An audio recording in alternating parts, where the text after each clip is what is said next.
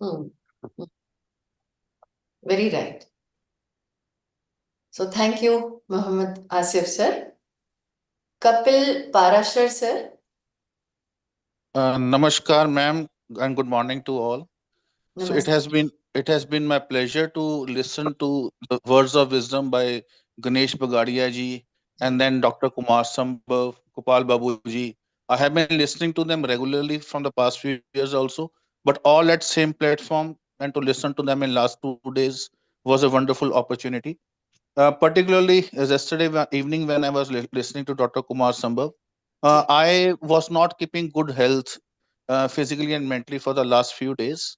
So what my perception was, medicines and allopathy medicine was the only thing which could help in improving the health. But when he highlighted the fact, how can we improve our health? Self-regulation. So it has to be exercise also, your diet plan also, your regular workout, and then medicine that comes at number 4. And that also which medicines to take. It can be homeopathy also, it can be ayurveda also. So I never thought in that direction. So he entirely again re-emphasized me to think about those things also. So I am quite helpful. That session was quite helpful, which was taken at 7:30 p.m. in the yesterday evening. uh, Otherwise the whole effort put by the team is exceptional, and looking forward to attend such opportunities in near future also. Thank you so much. Thank you, Kapil sir, for your reflection, for your thoughts, sharing with us. As it is time, now it's time to start the session formally. So let us get back to the formal session. And once again, Namaste, Jai Hind, everyone, and welcome to the first session of third day of this 9th International Conference online on Universal Human Values in Higher Education, with a significant theme, Value-Based Education for a Humane Society, that reflects our collective responsibility to integrate universal human values into education for a sustainable and compassionate future. In last 2 days, we had rigorous discussions on various aspects of this theme in panel discussions, in sharing sessions, through inaugural session. So, actually, if I see, I find that our world today faces dual challenge. Addressing the aspirations of individuals for happiness and prosperity, while ensuring the well-being of our planet and the rest of existence. Holistic value-based education that is rooted in universal human values, it provides a pathway to address both. Amazing. It bridges the gap between personal fulfillment and collective progress with the right understanding, and also aligns beautifully with the United Nations Sustainable Development Goals. Today, in the fourth keynote address this morning, that lies at the heart of this conference, that is implementing universal human values for holistic, value-based education, fulfilling human aspirations and addressing sustainable development goals. This keynote will explore how we can embed these values in education to create systems that fulfill human aspirations while tackling critical global issues. So now it's my privilege to introduce our keynote speaker for this session, Sri Rajul Asthana ji, is Vice Chairman, NCUHV, former Director of International Resource Center, Universal Human Values and Higher Education, IKG PTU Jalandhar, India. He is also a founder trustee of Universal Human Values Foundation, New Delhi, India, member of National Coordination Committee Induction Program, All India Council for Technical Education, India, and a member of Institute of Human Education Sanskar, or Human Education and Mental Impressions. His areas of interest are pretty precious. They are value education, that is universal human values, natural farming, and also corporate learning. Because he has 28 years of corporate experience in India and USA in systems management and learning. Today, Sri Rajul Asthana ji will share his insights on implementing universal human values to create an education system that fulfills our aspirations and addresses sustainable development goals. It is now my honor to invite Shri Raju Asthanaji to deliver his keynote address. During his presentation, if the participants, those who are live or on YouTube, have any question or reflections for Shri Raju Asthanaji or wish to share their thoughts, please keep typing them in the chat box or raise your hand. Your questions will be taken up by him appropriately. So, welcome Raju Bhaiya for the fourth keynote address of the conference. Over to you. Welcome Bhaiya. Thank you, Manishi ji, and welcome everyone. Now, at the end of the conference, towards the end of the conference, we are going to discuss about how we can incorporate what has been discussed in our institutions where we are. So I'll talk briefly about that, and then of course there will have to be a lot more discussion on that. Next, Aditya. Yeah. Okay. So through the discussion so far, I am sure that you would have been able to feel the need very keenly. Through the keynotes, you would have heard some of the glimpses of the core content. And through the sharing sessions, you would have seen that this is something that is not just words, it is actually coming to life.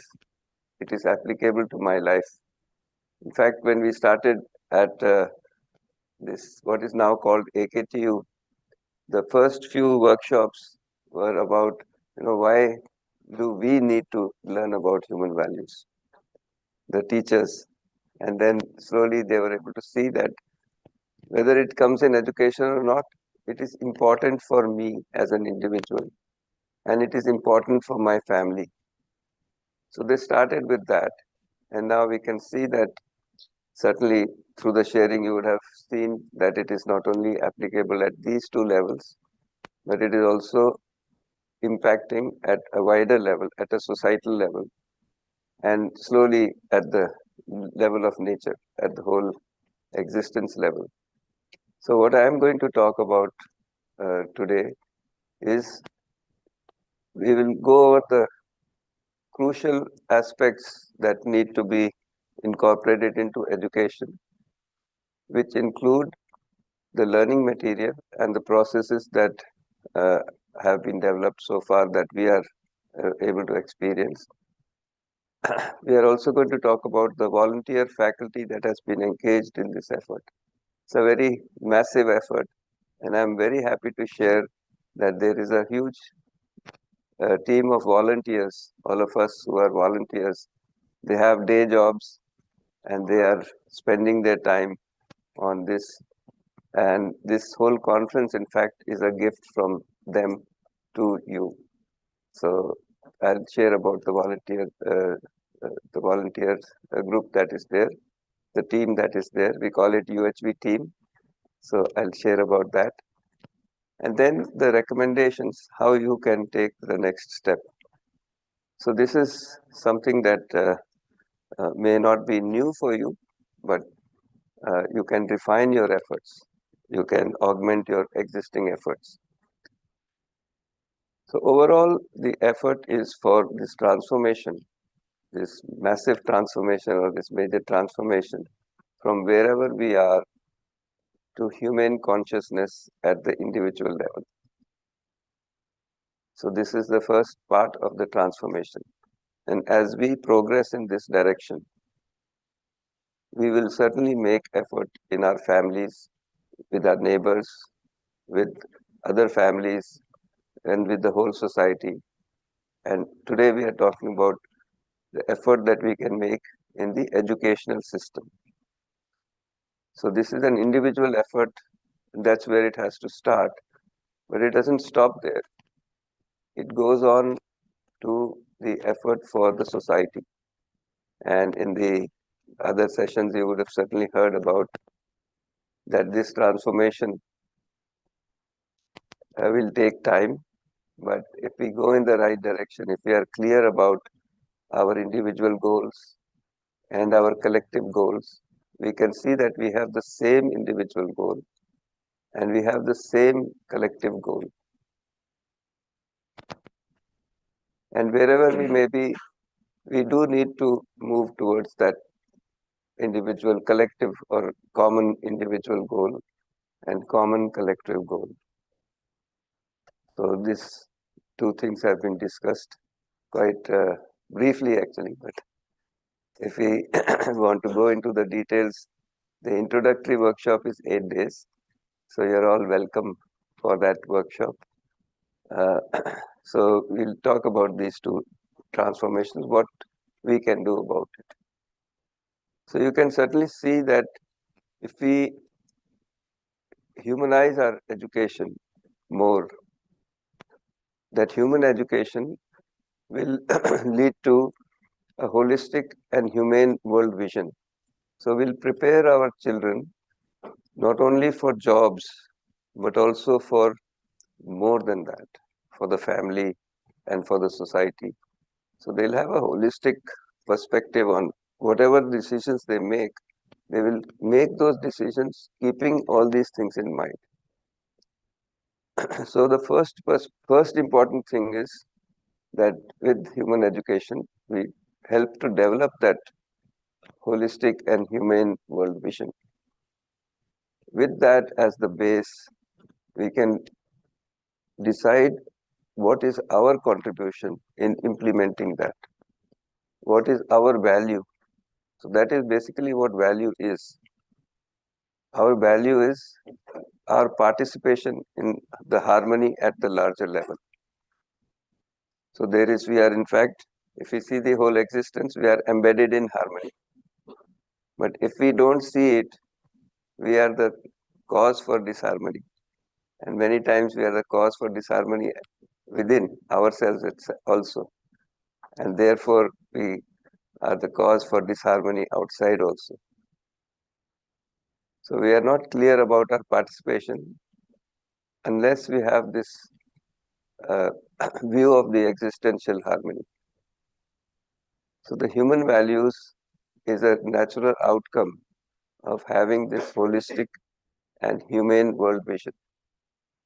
And with these two, these are in fact the crucial missing link in our education system today, because we are focusing on things which are materialistic, which are physical. Of course, that needs to be there, but also on this part. These are important parts that are sort of missing or very lacking in our education system. So with these two, with the holistic humane world vision and human values, our participation in the larger whole, we will be able to focus on developing skills that are needed for living in harmony. So there will be skills which are nature friendly and human friendly skills. We will no longer be exploiting other human beings, and we will no longer be exploiting the nature, the rest of nature. So our conduct will be definite and humane, which means that our conduct will be in line with our natural acceptance. So we'll decide what is naturally acceptable to us, not on our likes and dislikes, but what is naturally acceptable to us, and that we will be able to decide independently. We'll be able to decide things independently in the well-being of all. And with that at the back, slowly this humane society will emerge. So we are going to talk about how that can happen. So this holistic and humane world vision, to address this part,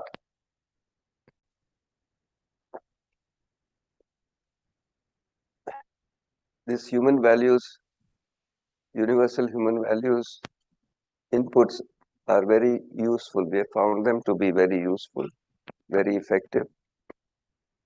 So that is the first piece. The second piece is that we develop more confidence when we hear and we see other people living like that. So case studies, examples of living in harmony from our traditions, from our past, all those are very helpful in developing that confidence. And I'm sure that through the sharing sessions, some of that you would have gone through. So that is the second piece. But it needs to be there in education, in everyday education, that needs to be there. And then our skills, of course, also have to be human friendly. What we are teaching has to be human friendly and nature friendly. So our management practices have to be leading to happiness for all. And our production skills have to be friendly with nature. So we will modify our education slowly so that it has these three components. And that we are calling holistic and value-based education. So that is at the core of what we are offering, and how to implement it we'll discuss a little bit in this session. So any reflections from any of you? We've launched a poll also, so we can see what your views are. So if there are any views at this point, I'll certainly like to hear them. Yeah. We have hand raised from Dr. Sunita Kumari. Yes. Dr. Welcome, Sunita Kumari ji. And Dr. Kailash Chandra. You have provided with the mic. You can unmute and speak, please.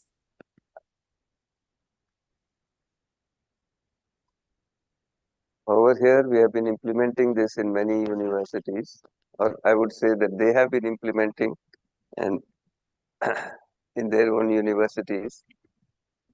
And you must have heard the case studies, their experiences during the sharing sessions. So, yeah, Sunita Kumari ji. Though mic is unmuted, but you are not audible. Okay, never mind. We'll go ahead with And that. Aarti Felicita ji. Yeah. Sir? Yes, yes, Sir, Sunita Kumari. no, sir, actually I am not able to submit the answer for the poll. The submit Okay, button okay, is then. All right. Huh? Any reflections? Oh yeah, poll on results the are here. The poll is over, it looks like. So most people are saying that it is important to ensure human values. And then to what extent, go down, let's see what, yeah. To what extent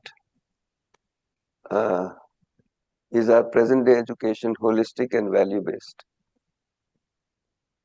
So this is a mixed response, quite a mixed response, and many people are saying that it is already value based. So that's very nice. Then if that is the case, then we would have a humane society. Then the third question here is, are the problems today more due to lack of skills or more due to lack of human values?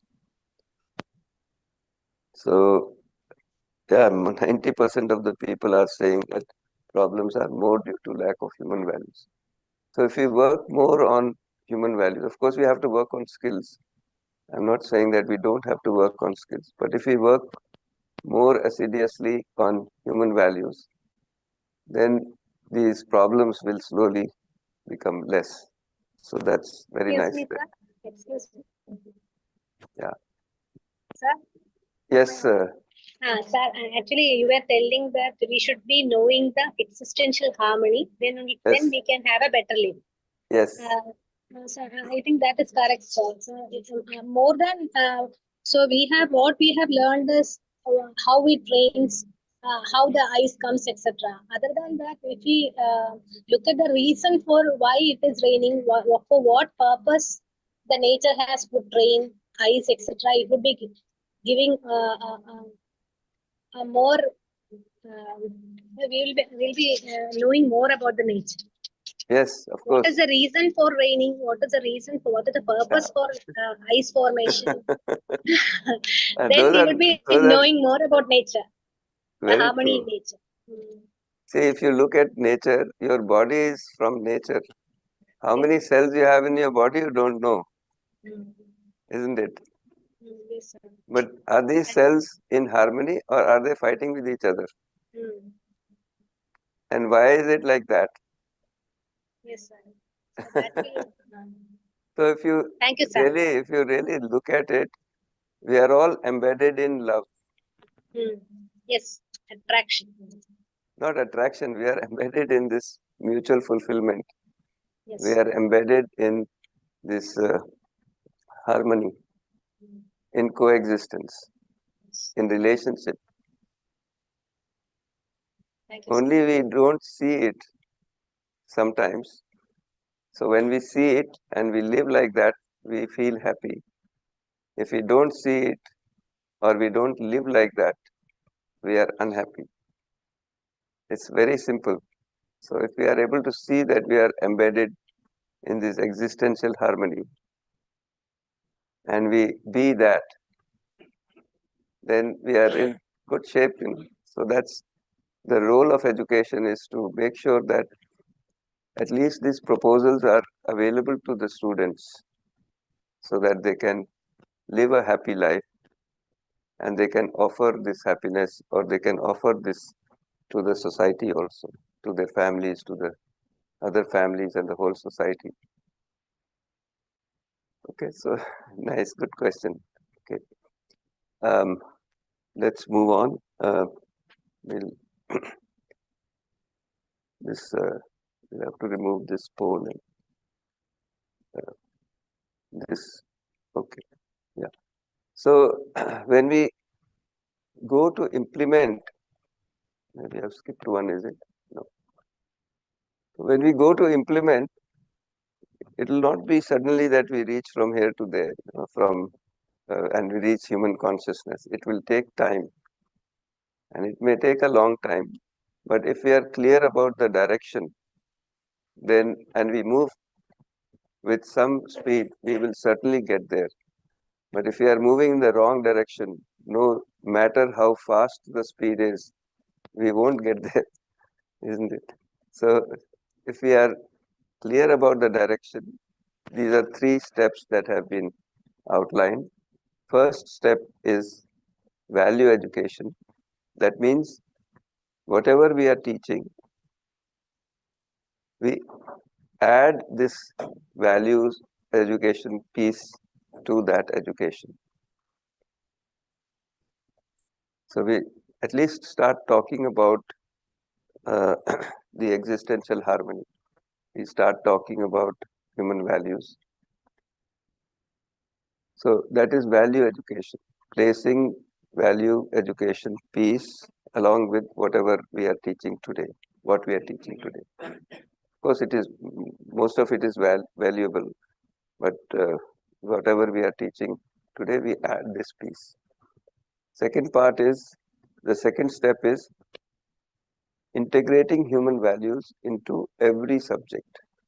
So if we are teaching something which is exploitative to nature, we would certainly like to make a change to that, isn't it? And teach technologies which are nature friendly. Would certainly like to teach management which is human friendly. If we do that, then slowly our society will change. We will be able to offer meaningful employment to everybody. We will be able to share. So many of the problems will slowly or quite rapidly disappear.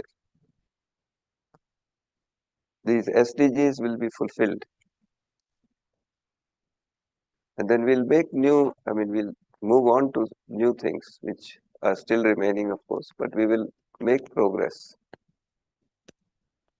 So you can see, are the problems increasing or they are decreasing that you see? Of course, the comfort levels are increasing, but what do you see? The problems are the tension and the depression and all these things are increasing or decreasing. So they are increasing. But if we work in the right direction, they will not increase. They will certainly decrease. Because this whole existence is not like full of chaos. It is full of harmony. It is harmony. It is coexistence. It is relationship. So the second step is value-based education to make our subjects, all that we teach, in line with that existential harmony. And of course, we practice what we teach. Even in value education, we are practicing what we are teaching. So step 2 is including, making our subjects all in line with human values, in line with the existential harmony. Whatever name you call it, but what is we include that in our subjects, all the subjects. And the third one, which is a natural outcome, that our practice of value living in harmony will be pervasive. It will keep on extending from the educational institutions to the families, to the neighborhood, to the communities, to the whole nation, to the whole world. So that would be the value-based living step, which is a natural outcome of step 1 and step 2. So right now we are still at step 1. So we'll discuss that in more detail.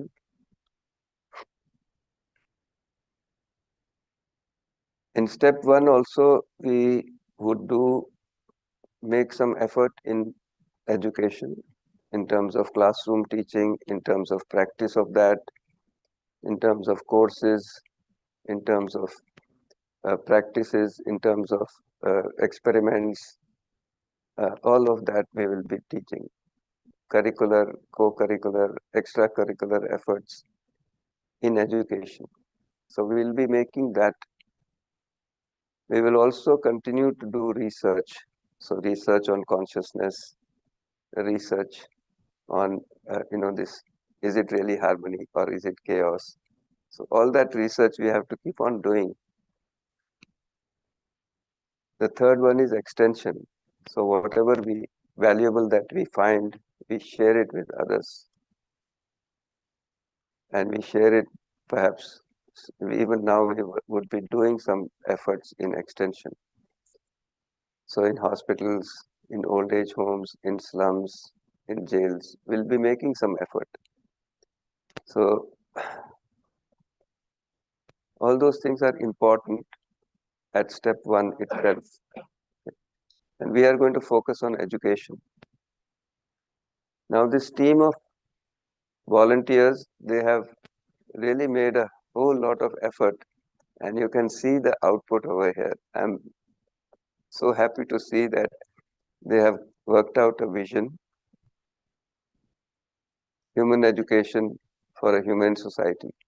This vision is worked out, and we are trying it out, and that's why we are able to present it quite confidently.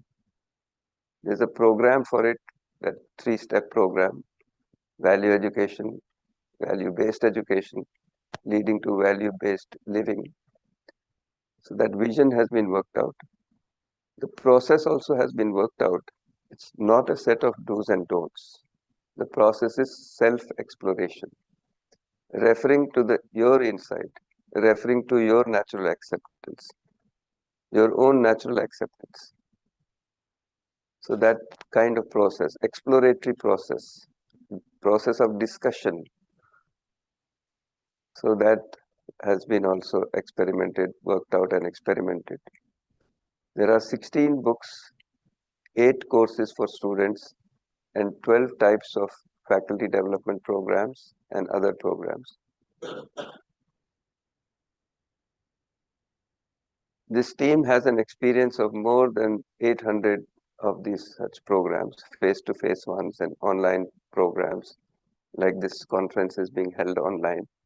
And I was very happy with Queen Mother's note of that it is fortunate that it is online. So we can discuss across the whole world. So nice, no? This technology can be put to very good use. There are many institutions. I put 37 over here, but there will be many, many more institutions which we don't know about, making effort for human education very diligently. And these 37, at least, they are making effort for human education through UHV, Universal Human Values. And there's a huge amount of interest. There are more than 237 universities that have appointed university coordinators. Basically, these efforts have been organized by AICT, the All India Council for Technical Education. And we are very grateful to them for all of the organization that they have brought, the advocacy that they have brought to the table. So we can put that to good use. And most important, there is a network of these volunteers. All of them are having day jobs, and they are working on this out of their own interest, pro bono. So there are many volunteers, more than 500 volunteers. So this is the document of the vision. It is published by AICTE in 2022. In their presentation, the member secretary of the All India Council for Technical Education, Professor Rajiv Kumar, he had mentioned that this was launched in 2022, and it contains the vision, the educational programs, as well as the steps for implementation. Of course, it has many other things, but I'm mentioning these three important things. This is part of your takeaway materials, so please do look at it. You can freely download it from the AICTE website also. Then there are all of these books, and they are being continuously revised. The books on the foundation material is there. Books on the advanced level material is there. The books for school education are also there. So we have started the program in many schools. So they are there in Hindi, and they are being translated into English now and many other languages. And with the help of AICTE, we are translating all of these material into 9 languages today. And some of that is already completed. You can see in the middle, on the left-hand side, the Hindi book, as well as the Punjabi book. And the Telugu book, I am very happy to share that it is also in advanced stage of being published. So all this material is being translated into multiple languages with the help of our AICTE.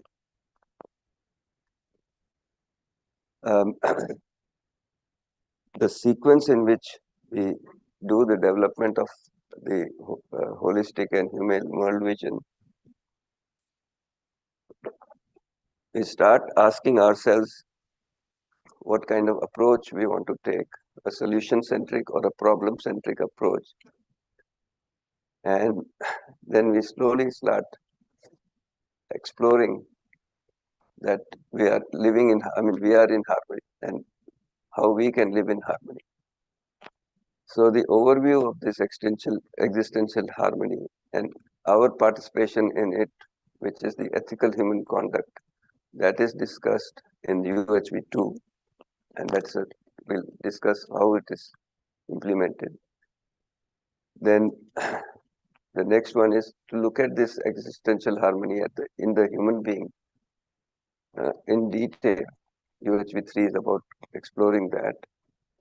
Also exploring about the harmony in nature and existence comprehensively, in more detail than was covered in the overview.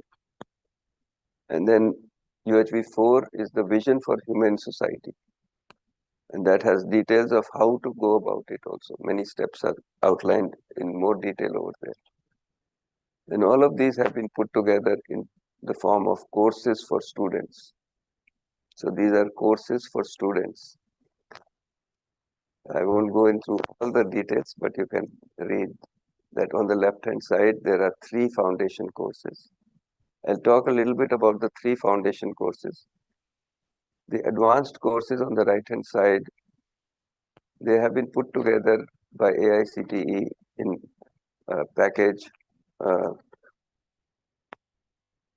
in the form of a minor degree. So along with the major degree that the student is working for, they can also work for a minor degree. And one of the major minor degrees, or one of the other minor degrees is human values, universal human values. So when we do this, we will be able to prepare our next generation to start thinking about, to start contemplating about how we can make this change more and more effective. So I'll go into the UHV 1, 2, and 3, 1, 2, and this health program. So the UHV 1 is an orientation to universal human values. It consists of 15 sessions, and it discusses about these aspirations and concerns of our students, about self-management, about health, about interpersonal relationships, and society and the natural environment. And most of all, their participation in it in the form of proposals. So they are able to, from this, derive or discover that they want to live like this. And then the effort to learn is self-motivated rather than being forced from outside. So this is the UHV 1. This is embedded in many programs now, and one of them is the student induction program. The student induction program is designed for a smooth transition from the school to college, school to the higher education. So this program has been very nicely put together by AICTE and being offered by many universities today. You would have heard the presentation of AKTU, of Punjab Technical University. So they are going to present, I think, today. And many other institutions, you would have heard about that. So this module is there. The UHV 1 module is introducing the universal human values. There are 5 modules which are introducing the traditional knowledge systems all around the world, but focusing more on the Indian knowledge system. And also introducing some nature-friendly and human-friendly part. And that will slowly increase. I am hopeful that it will slowly increase. But that's the design of the student induction program. So when the students come in, they go through this UHV 1, they start thinking about it. They start thinking about their role in the larger whole, in the larger picture. And then these 3 recommendations are there, that after that, the institutions have a faculty mentorship program, a UHV faculty mentor for every 20 students for the rest of the time that they are in the institution. So in the Indian institutions, that is 4 years, 8 semesters. So for all of that, a faculty mentor who is like a local guardian, so they mentor the students, 20 students at a time. I mean, in batches of 20 students. And a senior student for every 5 students. A student buddy program where a senior student mentors as an elder sibling. So they do that. And they continue to work on socially relevant projects, their final year projects, their whatever projects they take, they ensure that they are socially relevant. So Rajul Bhaiya, yes, there is a question from Ashwini Kumarji. How will you differentiate between Indian knowledge system and UHV? see, all of these traditional knowledge systems, whether we call it Indian knowledge system or any other knowledge system, these knowledge systems are an effort to document how to live in harmony. The Indian knowledge system is also very much focused on Vasudeva Kutumbakam, well-being of all. Unfortunately, the interpretations have become, sort of biased in some way, but they are focused on well-being of all. Any traditional knowledge system is focused on the well-being of all.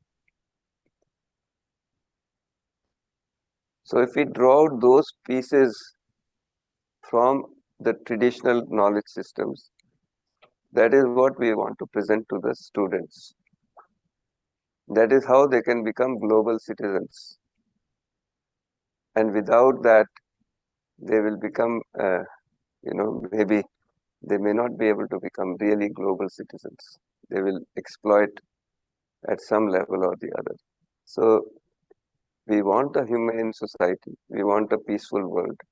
That peace will first come from within, and that peace will come when we live in peace with our neighbors. And neighbors would be extending to the neighbors in the country, different countries. They are all like us. We've had people from what we consider enemy countries, but they are just like us. They are also very much like us. So we need to make that effort. Okay. So the traditional knowledge system, any traditional knowledge system is basically trying to express how to live in harmony with all. And the older ones, they are expressing it as living in harmony with nature, with all of nature. They are not differentiating between any boundaries, isn't it? Okay. The second course, or I would say the comprehensive input that goes to the student on values is through the foundation course on human values and professional ethics. So this is a full 1 semester course, 3-credit course with 28 lectures and 14 practice sessions. This is the input that if the students receive, they will over a period of time develop that capacity to see the harmony and be that, live in harmony, isn't it? So we have some students also over here. I'm very happy that there are 2 students over here. No, more than 2 students, many students over here. Okay, and we have been discussing with them. And so this 28 lectures and 14 practice sessions are spread over this whole 1 semester, 4 months.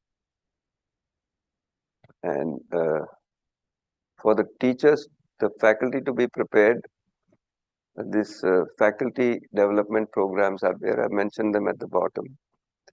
So the basic faculty development program is a 5 days online program to start with, 5 plus 5 days.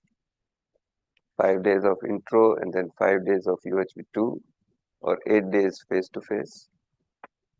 So like that, the faculty can develop their own views, their own holistic perspective, so that they can pass it on very well to the students.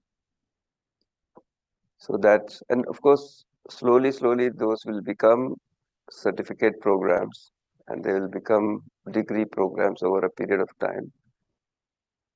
But if we work on it, then we won't need to add values to the education over a period of time if we do that. But right now, we need to do that. So this UHV2 course is a 1-semester 3-credit course. Okay.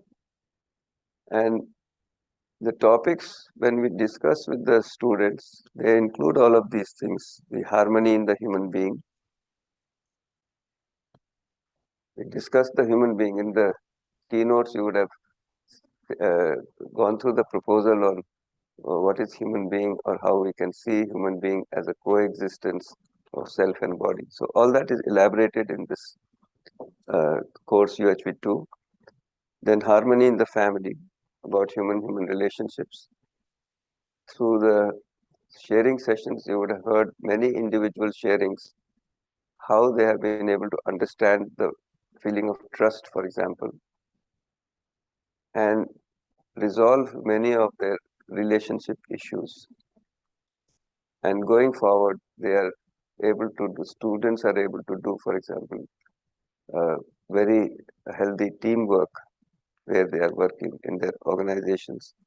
They can contribute to their family and so on. So that is also discussed. Then harmony in the society. What are the systems in society which will enable this or make the environment for living in harmony at a societal level? Then harmony in nature and existence. And then professional ethics, which is an implication of understanding. So if you have human conduct, then you will be ethical at the workplace. You will be ethical in the family and everywhere where you are. So that is a natural outcome of having this value competence. Bhaiya, in Yeah. between, Nazma Khanji has raised her query. Yeah. How can the integration of universal human values in the Indian education system align with traditional cultural values while addressing the needs of a modern globalized society? This is a very good question, and I think I would recommend Nazmaji to participate in the introductory workshop and be able to answer that, keep that question and answer it herself. And that's where you'll get the real answer. The real answer won't come from outside. But briefly, I would say that our modifications, because of our mindset, we might have divided things in different, uh, uh, these people are ours and these are not ours. This is mine, this is not mine. But we'll slowly be able to see that, like, air is not mine, it belongs to the planet.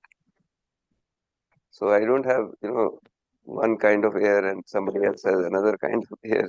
So it is this, air is air. It is available to all. So like that, we will be able to see that what is being discussed here is universal. It is for the well-being of all. It's like that air. So you'll be able to see that, and you have to see it yourself, isn't it? Then one Raghavendra ji has put an insight. In fact, including the writings of Indian great philosophers, poets, thinkers can be included in the curriculum. These were given utmost importance in earlier years, but they Yes. have become less significant as technology has took over. And the Yes. result is that we have to teach human values today. Yes. Yes, they are all very relevant as higher level courses. And like I said, these courses are very important to draw out the living in harmony part and express that, connected to their life, and they will be able to practice it. You can see many good practices. So many good things are there, if you look into it in detail without a bias. The problem is the bias. So if we look at things, over the world over, people have made that effort, isn't it? So it is very important to teach it in a manner which is exploratory, which is not in the sense of do's and don'ts, and the students would certainly like to imbibe the qualities that are represented by all these great people, and which is very relevant. It is important to do that. So in the second piece that I said, the case studies, that is very important, and that should be included in the course material. Yes. Okay, the third foundation course is the foundation course on holistic human health. That is also a 1-semester 3-credit course, and particularly useful for, I would say, the students who are studying medicine today, but it is applicable to all students. It is in the form of, again, 28 lectures and 14 practical practice sessions, and it discusses about the health of the human being, the health of the self and the health of the body, as well as the health of the environment, that is the family, the society, and nature.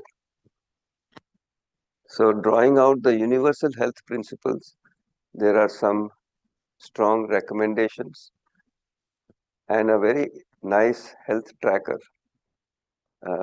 So you can track progress, that I am self-organized in taking care of my health.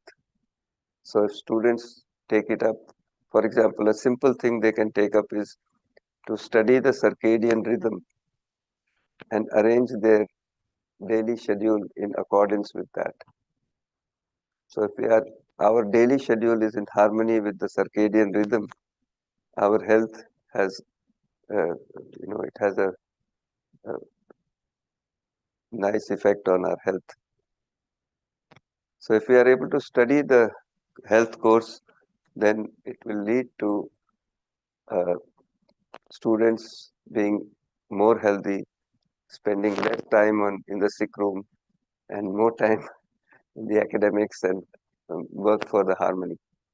So that, but as I said, the course would be very much applicable to medical education, and I'm very happy to share that the results of the panel on health, they will share their findings at the end of the conference today in the last session. So we'll see, how the course is also placed, but what their findings are. Okay. So this is the third foundation course. Along with these foundation courses, which in themselves also have a very practical application. You might have heard the IIT Kanpur case study from Dr. Veena Bansal during the sharing sessions. If you haven't, please go to the recording and see how practical she has made the the teaching of, not teaching, I would say the exploration, augment the exploration of the students. And many of the teachers have been doing that, but I'm just giving that as an example. So these courses are not just theory, they are very practical. There are large component is practice in these practice sessions. So along with that, you can augment it with curricular, extracurricular, co-curricular activities, and a natural outcome of that would be this service or volunteering. And you can see that this conference is a product of the expression of the volunteers. So in the curricular activities, you can have other elective courses. Like you might have heard of the presentation by this institution, Ajay Kumar Garg Engineering College. Their elective courses can include a course called Conscious Engineering. So as an engineering institution, how an engineer can be, develop their conscious engineering practices. There are many elective courses that can be developed, and there are many elective courses. Socially relevant projects. social internships. So internships with organizations that are working for social harmony, for the natural harmony, they're working in the environment. So those Yes, kind of Priya, things. while you talk of socially relevant projects, Yes. there is a question from Nisha Pathak ji. Sir, Yeah. can you please suggest some areas for doing socially relevant projects? Yeah, what I would recommend is to go to our UHB site and look at the projects. There are, I think we have listed out 100 projects over there. So we can pick any of them. Okay, so for example, if we look at sustainable sources of energy, what would be a sustainable source of energy?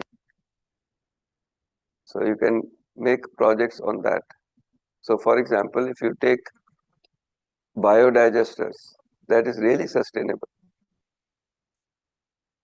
isn't it? So you have projects like that, and there are many projects you can do. They are, and we have to keep on improving.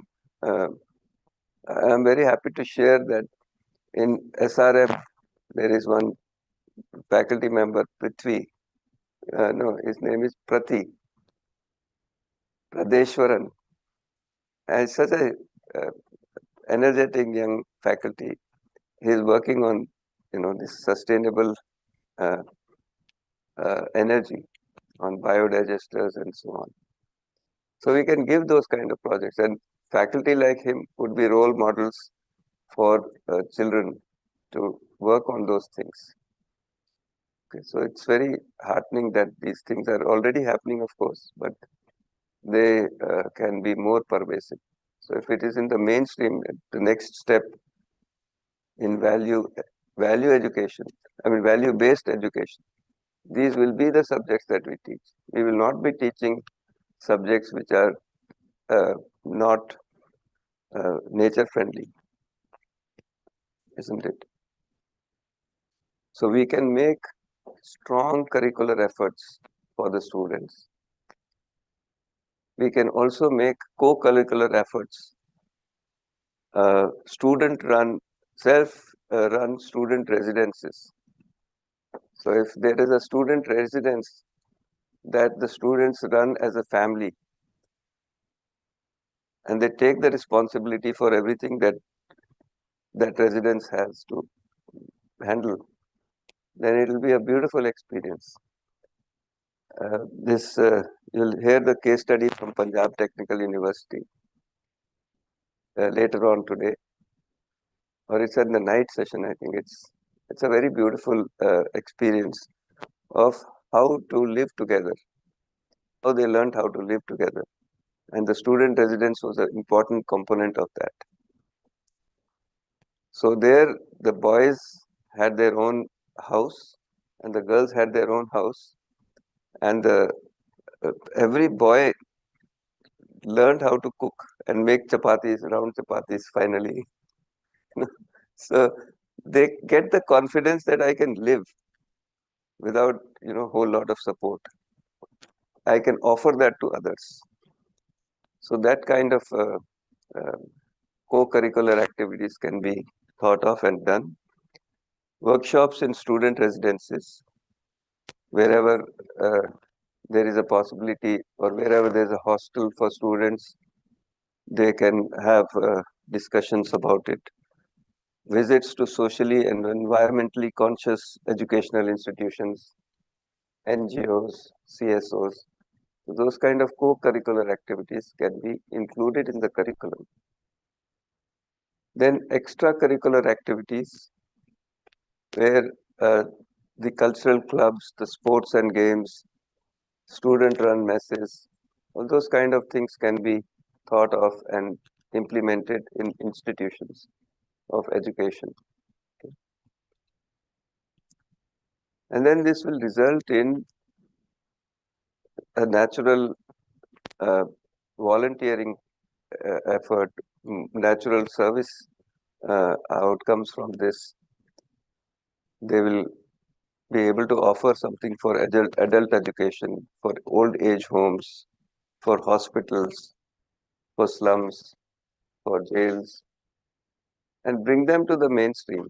All these are indicators where uh, in the upstream we didn't do enough of a good job, so they are over here. So we need to do that, take care of them. So we will certainly be doing. Certainly this will be a natural outcome of that, with that feeling that we are related, feeling of responsibility. So that all these things will help in the phase one. So any questions so far, any observations? Bhaiya, getting motivated by this blueprint that you have provided to everyone.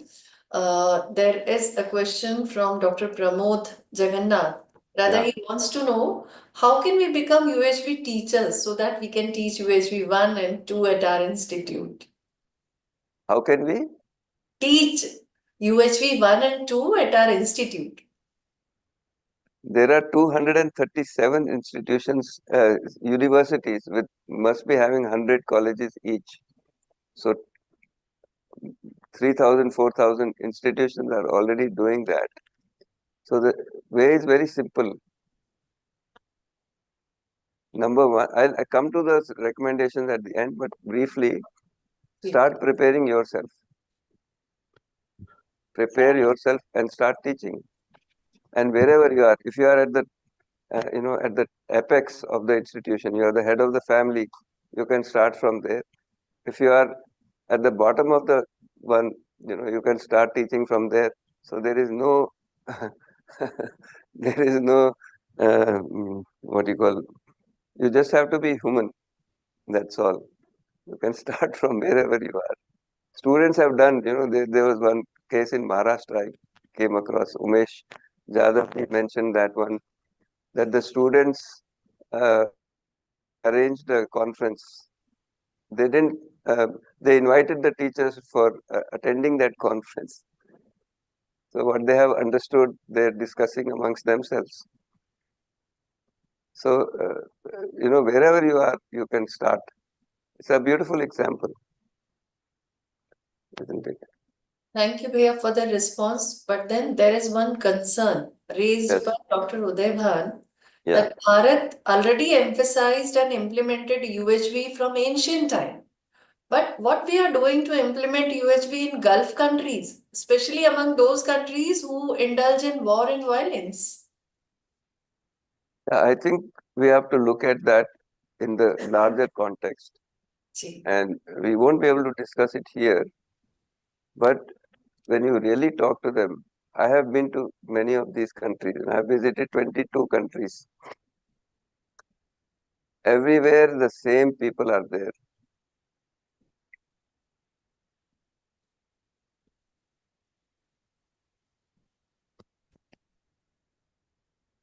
We have the same goal. We are yearning for that peace and harmony everywhere.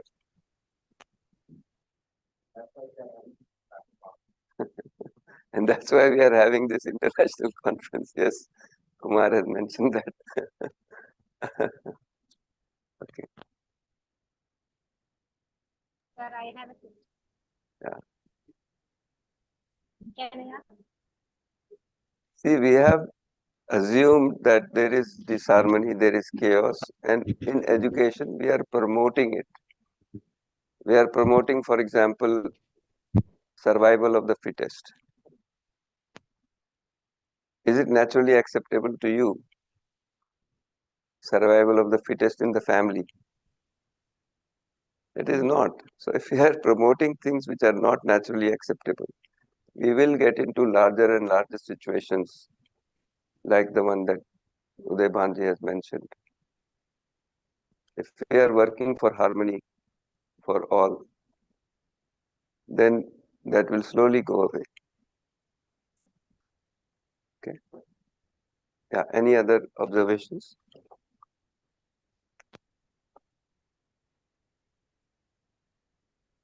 Are some. Sir, How are we doing on time actually? Yeah, it is 9:34, so we have 25 minutes more to go. Okay, good. Okay, so we'll go ahead. So this is a package, I would say, that by and large has been tried out in, the curricular inputs have gone very well.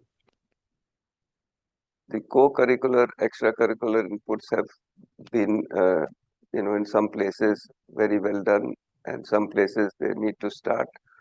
So if we put it all together and we learn from each other and we help each other, we can certainly put it together very fast.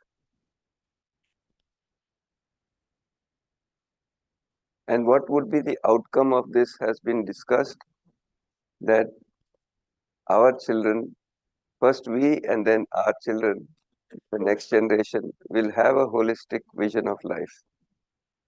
They'll understand the broader purpose. They'll have clarity about their goals, clarity about individual goals, and clarity about collective goals, and work towards that goal together. There is no contradiction. In the existence, there is no contradiction. We have assumed this contradiction and we are fueling that. So if we see that there is harmony, then we will not fuel that. We'll shift to helping each other to understand the harmony, to see that and work for it. They will be socially responsible, acting in ways that benefit the society, benefit the whole rather than just themselves. And in fact, if you see, if I am benefiting myself and depleting something else, exploiting somebody else, that is not going to work. It's not sustainable. So we'll have socially responsible graduates who are also environmentally responsible. Their conduct is ethical. They are able to take care of their own health and the health of their neighbors, their family, their friends. They will have great respect for the excellence and have gratitude for them, including their elders, including the traditions, including the culture. So all of that is a natural outcome of understanding harmony.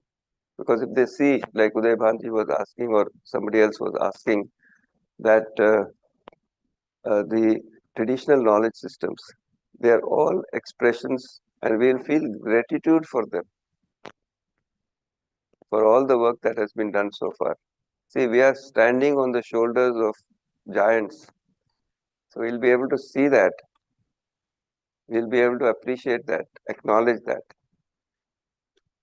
have that feeling of gratitude. And from that, we'll be able to relate to everybody else, isn't it? So such graduates will come out of this education system.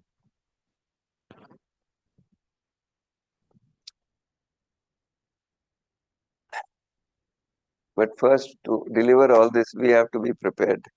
The faculty, the parents, we have to prepare ourselves. We have to be what we want others to be. We can't be something else and expect others. I keep saying, for teachers, that whatever you have understood and whatever is in your uh, conduct, the student can see that, to be that, to some extent. Okay. So they might be able to imbibe 10% of what you are. So if you are 100%, then the student can be starting with something. And of course, they can develop independently also to 100%. But there's a better chance if the faculty is a role model.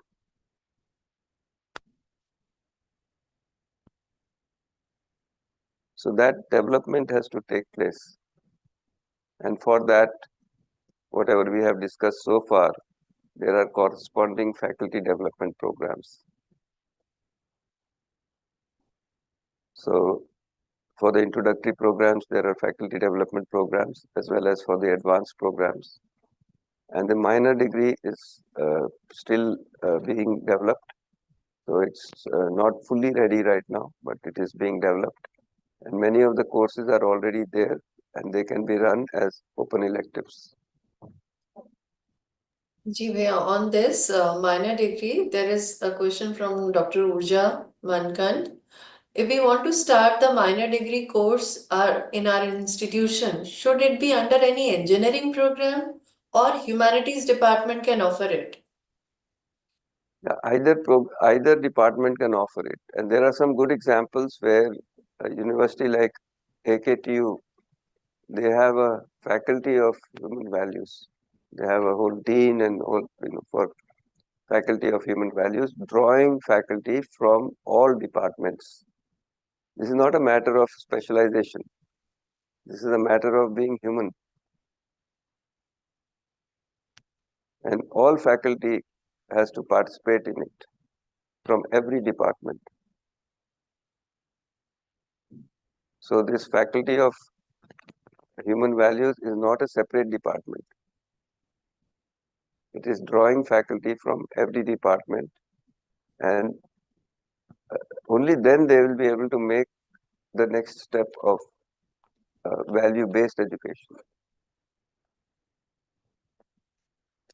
If we are not ourselves there, how will we make our material there? How will we shift from this one perspective to another perspective?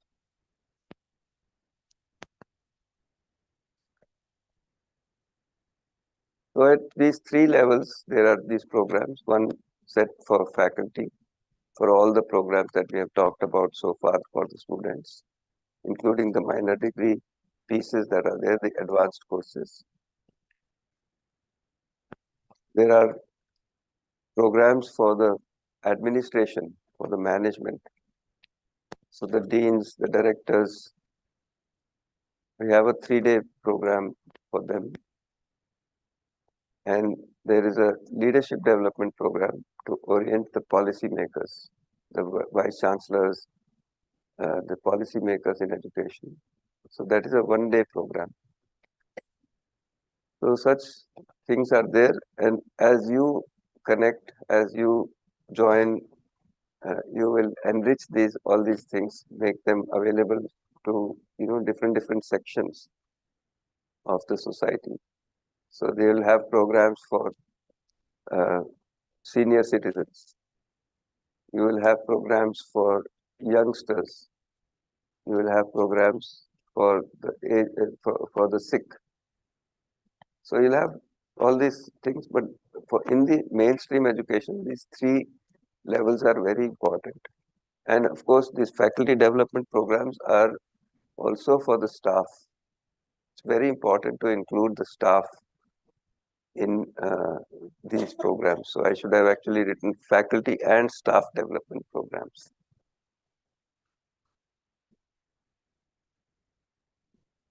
Okay, so these programs are there, and the in-depth study of ourselves is there in the morning session from 5:30 to 6:30 Indian Standard Time. We have the English morning session, and from 6:30 to 7:30 is the Hindi morning session. And this is going in depth of oneself, to realize oneself, and then to connect to the whole existence. Then be able to be ready for what we are talking about, more ready for that. So the faculty development programs are an introduction, I would say. But when we go into it and we see things for ourselves, because everything is based on self-exploration. It is not based on do's and don'ts. So it's not a matter of information transfer. It is a matter of realizing what is being discussed, contemplating on that to start with. Maybe to start with, it is thinking about it, then contemplating on it, then understanding it, and ultimately realizing, seeing it directly. So that is taken up in the morning session. So these programs are available online. Now the best part of it which I am a part of this team. So as a representative of the team, I am sharing this part, that there are 500 volunteers from across the nation and also from Bhutan, so it is across the border also, present border. So there are more than 500 volunteers. They are organized in a well-knit network. This conference is running from, I don't know how many places, but two places particularly, in Ghaziabad over here where I am, in Chennai where Umeshji is there, and many other places. There is Taraprasannaji in Bhubaneswar, there is Binduji in Kerala. So like that, there are people all over the nation, and they are running this conference. So there's a beautiful team of volunteers, and this whole thing is going very, I would say, in a self-organized way. So many things are, technical team is over at the back. You can show the technical team over there, and the camera person, the audio people, the people who are serving the lunch, all of them are part of our team. Okay, so you can see the technical team. They are hardly visible, but they are very strong, I would say, running this whole program. So there's a beautiful network of volunteers. Every week we have 45 to 75 meetings.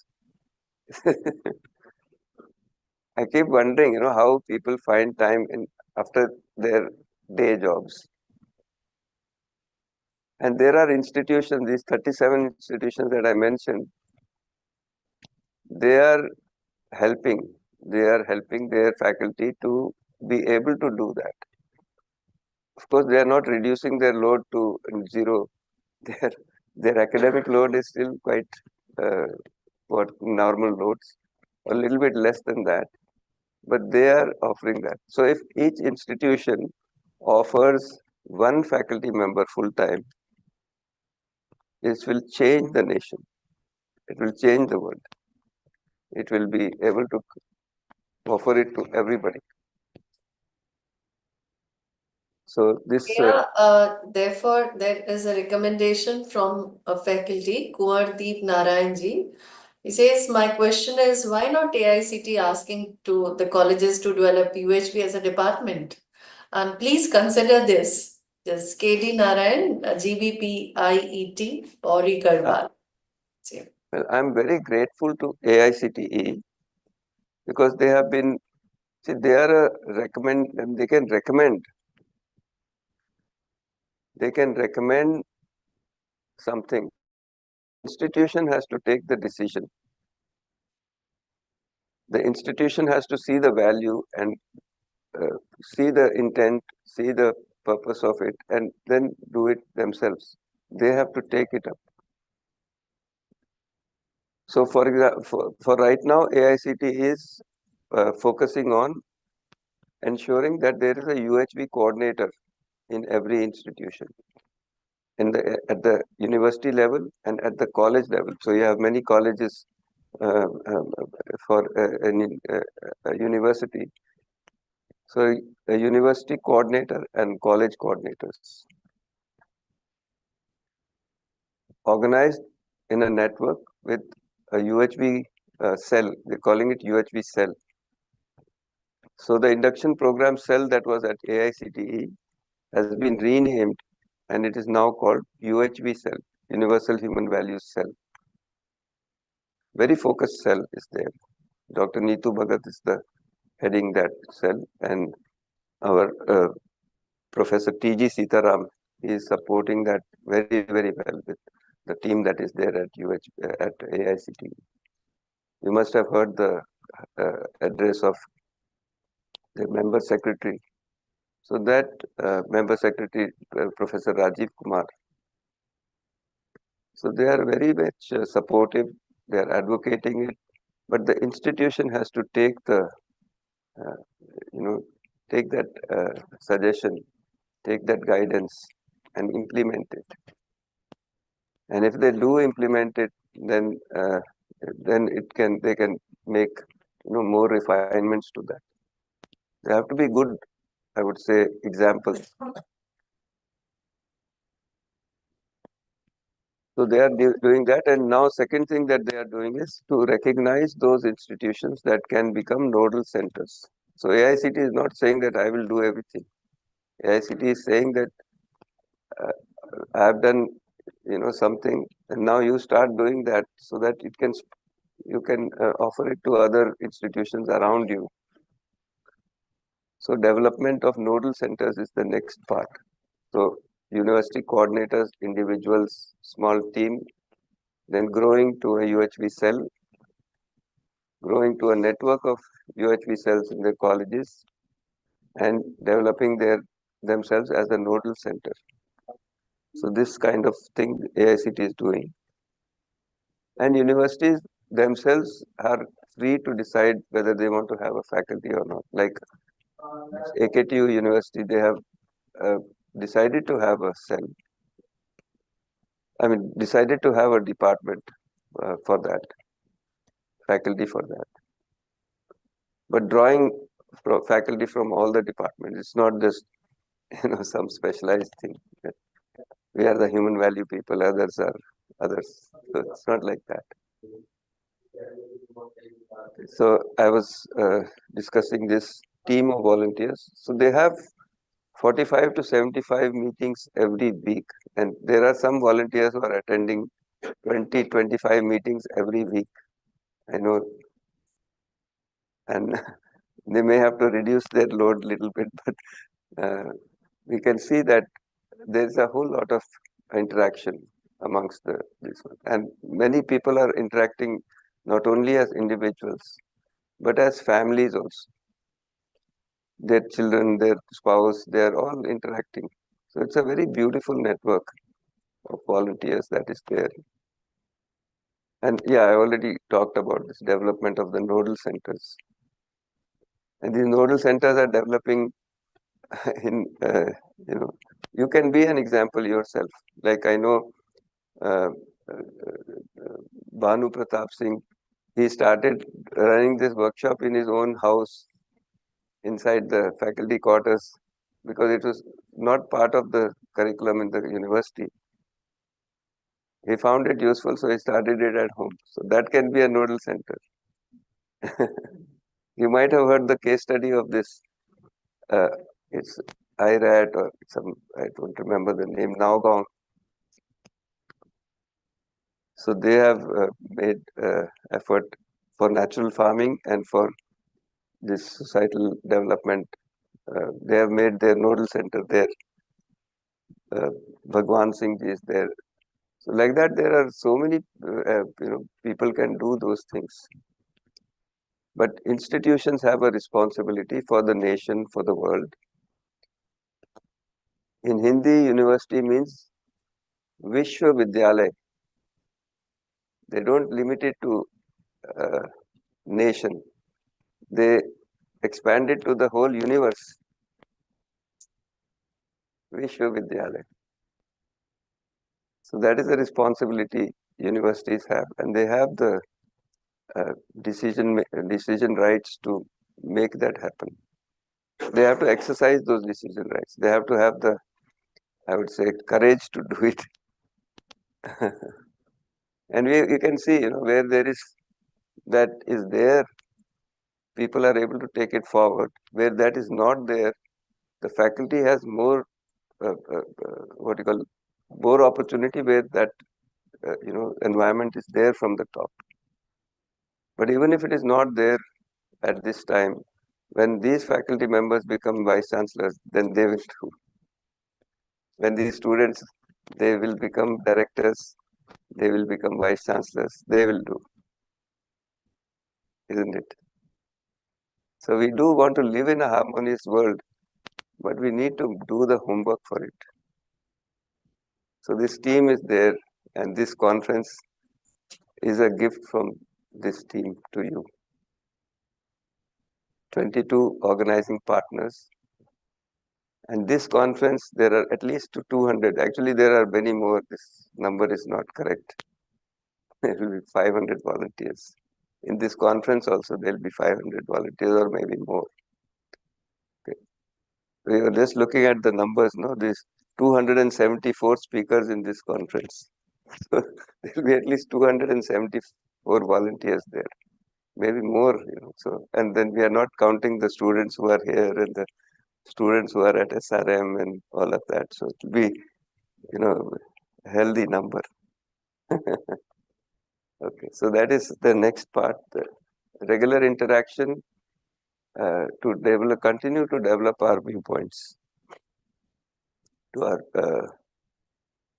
so this again, this poll, this poll is there. It has two questions. So, what is the potential of UHB in fulfilling the need of human values in education? So, most of you, very good number, feels that it is very much possible. I mean, what is that question? Yeah, it is adequate. And then the second question is your interest in exploring the potential of attending by a full UHB workshop. So most of you are wanting to attend, so it's very good. You please do attend, and it would be nice. We'll be waiting for you. All these programs, by the way, all these programs are at no charge. This conference is with no charge. These volunteers, these organizing partners, they are offering it from their side. So all the programs are offered like that. So you are welcome for all those programs.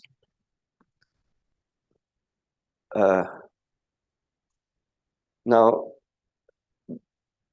in India, these two regulatory bodies have made a lot of effort, particularly AICTE. And there's a lot of things that they have done. So I'll just read it out, that there's a UHV cell at this regulatory body, All India Council for Technical Education. They have two national committees, one committee to develop the content and the processes, and another committee to implement it throughout the nation. And this is for the technical institutions, but they have opened it up to any institution and anybody in society. So it is open to all. There's a clear vision document, that yellow document at the bottom. There is consistent advocacy and support for reaching faculty, administrators, and students.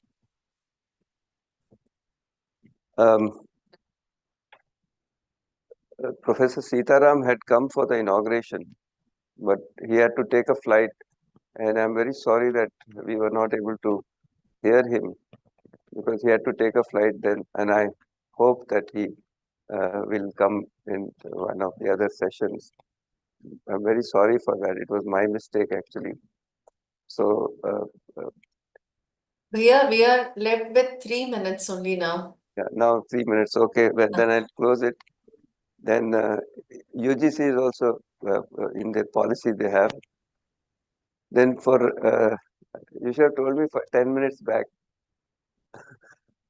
For administration, you can start with setting up your UHV cell. Find develop a team and develop a UHV cell. That is the one thing I would say that you can start doing. You can prepare the policy for inclusion of these courses in your university. These two things you can do: develop the cell and make provision for these courses in your university. And for faculty, prepare yourself with or without the directive from the university. You can prepare yourself, start preparing yourself by attending these faculty development programs. So these two things I will say. The rest of it you can read, and I'll close over here then. I think that's, yeah, great. For more information, I would request Tara Prasannaji to share these links. So you all have the links. So you have all these links are there. Anyway, they don't mean much in the slides, so you can see them on the, the message that you get So I would say with that I will close. Thank you very much. Namaste. Again. Thank you so much, Bhaiya, for providing a detailed blueprint for implementing UHV in curricula for value-based education. Your insights have provided us with a roadmap to align individual aspirations with sustainable development, reminding us of the critical role education plays in shaping a humane society. Like value education that leads to value-based education, and ultimately our aspiration that is value-based living. Yeah. So thank you once again, Bhaiya. But then as we conclude this impactful session, I would like to extend the deepest gratitude, Bhaiya, for your profound perspectives and practical approaches actually that you have shared, embedding universal human values in education. This has given much to reflect upon as we work towards fulfilling human aspirations and advancing the United Nations Sustainable Development Goals. Thank you to our audience for their active participation and thought-provoking questions that enriches any of the session. So this keynote, if I see, it has reinforced the importance of holistic education in creating a future where individuals, societies, and the planet thrive in harmony. Let us carry forward these valuable insights as we continue with the upcoming sessions of this conference. Thank you for joining us. I look forward to see you in the panel discussion at 10:30 a.m. after a short break that starts now from 10 to 10:30 a.m. On three themes, that is implementation of human education, holistic human health, and SDGs in 4 rooms.